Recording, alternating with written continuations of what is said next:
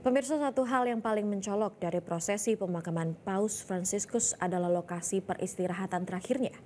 Paus memilih tidak dimakamkan di dalam kompleks Vatikan seperti mayoritas pendahulunya. Kepergian Paus Fransiskus untuk selamanya bukan untuk menandai akhir dari sebuah masa kepemimpinan spiritual di Gereja Katolik, tetapi menjadi awal dari serangkaian prosesi pemakaman yang dijalankan dengan penuh hikmat.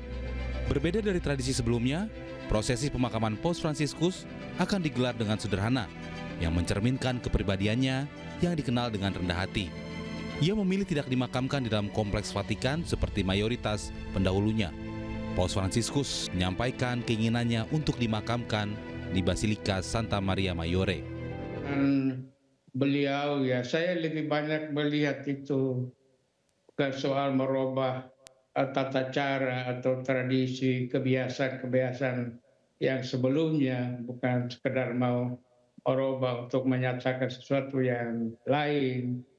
Tapi saya menangkap bahwa ada pesan yang lebih bahwa hidup kita ini kembali kepada bagaimana kesederhanaan hidup kita, yang lebih ketaatan, kesetiaan kita kepada Tuhan dalam hidup kita yang sederhana.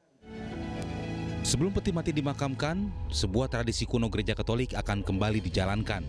Kain sutra putih akan diletakkan di wajah jenazah Paus sebagai simbol perpisahan terakhir.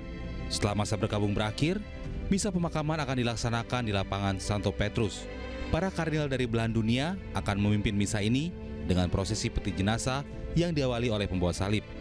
Kepergian Paus Fransiskus memang meninggalkan duka mendalam bagi umat Katolik seluruh dunia. Namun kesederhanaan yang ia wariskan lewat prosesi pemakamannya juga menjadi cerminan nilai-nilai yang selama ini ia junjung tinggi, yakni kerendahan hati, pelayanan, dan kasih. Jelajahi cara baru mendapatkan informasi. Download Metro TV Extend sekarang.